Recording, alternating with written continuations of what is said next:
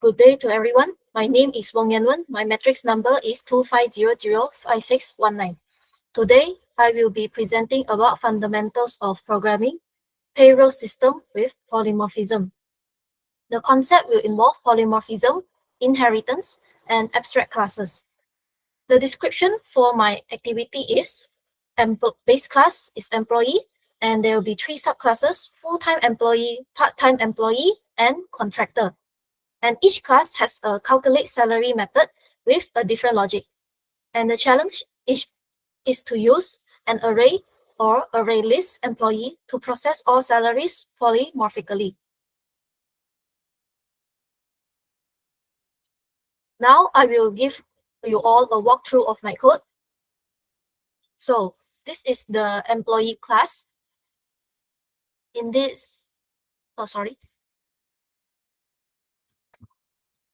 So this is the employee class, and it is an abstract class.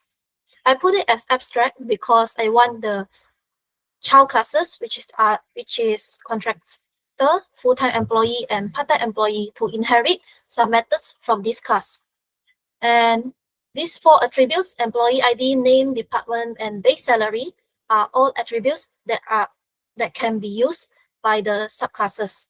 They are in protected so that they can be accessed by subclasses. There are 2 constructors for employee. This one is for part-time employee, and the one with base salary is for contractor and full-time employee.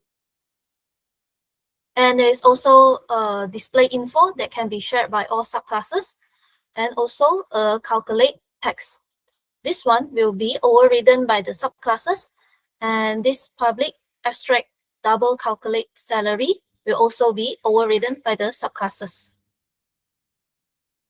So now I will talk about full-time employee of the subclass. This full-time employee will extend employee, as this is a child class of employee. And it has 3 attributes that is special to it, which is allowance, bonus, and years of service. This integer tax percentage with the percentage of tax that will be imposed, and there's double of total and tax. And this is the constructor for full-time employee. There are employee ID, name, department, and these three variables will be called into the constructor of the original base class employee, while the rest of it will be initialized inside the constructor itself. And now this calculate salary will override the previous one in the base class, and this one calculate text will also override the previous one in the main class. And this public void display info will also use the base class display info while also implementing its own thing. And I calculate that if the total is greater than 5,000, the tax imposed is 10%, while if it's less than 5,000, the tax imposed is 5%. And net salary will be total minus tax. And then it's part-time employee. For part-time employee, there will be these 4 variables that are special to it. And this part-time employee will have 1 constructor, which is employee ID, name, department, hourly rate, hours worked, and overtime hours. And it's the same thing with the full-time class. It will calculate salary, override it, calculate tax, and override the base class. And these 2 display info, it will use the original one and also implement its own thing. And now it's the contractor. For the contractor, there will be private double, total sales, total salary, and also agency fee. So for those, the total sales will contribute to a part of the total salary, which is around 50%. Here, 0.5. And it will minus agency fee so that it will total out to a total salary. And this one is display info, which will override the original one and also implement the original base class display info. Now it's on to the main class. In the main class, we have an array list of employees. And in this employee array list, I will add each employee, which is full-time employee, part-time employee, and also contractor. So for every employee, I will calculate salary, calculate tax, and also display info. Now I will run the program.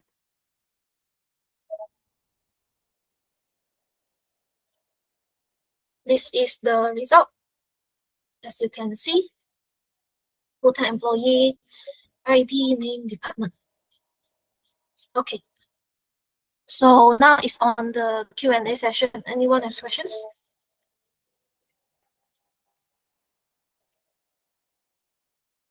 Now it's on the Q&A sessions. Can one... Okay, Kais. What happens if we create two objects and with different values? Pardon? What happens if we create two objects and with different values? Oh, it will be totally okay, as this is each object will have its own special variables. Like for Anna, E001 is its employee ID, and this one ID is its own department. And if I initialize another full-time employee with E004, John, HR department, and then a different salary, different allowance, it will be totally okay. Okay. Next question, please. Yes, Akila. Okay, I have a question. I want to ask, why did you use a constructor method instead of setter methods? Oh, because for constructor method, it is easier to set the object so that the object will be valid once it is done. For example, setter method, you usually use it to set one variables at a time. So when you have the setter method one variables at a time, the final object that you did might not be valid, as you might forget to set one of the variables. Okay, next question. Okay, thank you. Yes, Hanming. So can you explain what happens if you remove the calculate salary in the subclasses? Any subclasses we do? Oh, if I remove the calculate salary, it will have an error, which is like the abstract. I can just show it, but you have an error and it cannot run because for the base class, it is an abstract class. So if you want to extend like the base class, abstract class into the subclasses, you must have the abstract method inside. So for example, if I cover this up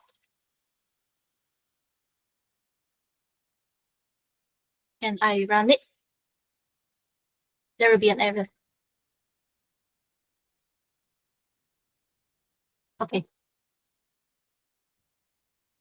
Yes, Omar? I have a question for the constructor classes. So why is this variable private?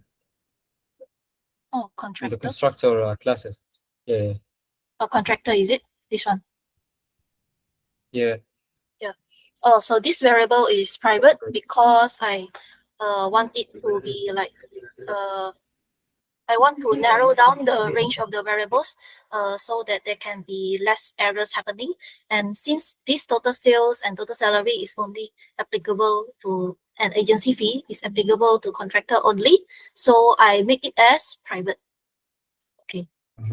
I believe everyone has asked their questions, right? So now I will move on to the conclusion. Yes. So in conclusion, I feel that what I can improve by my code is that I can make my display info more concise and clearer. For example, in this part-time employee, I include calculations of the variables inside my display info. So I think there could be more, I could structure the code more better. And also, I think for some variables, I didn't initialize them to private, and that could be better in the future as well. Thank you for your time, and thank you. This is the end of my presentation.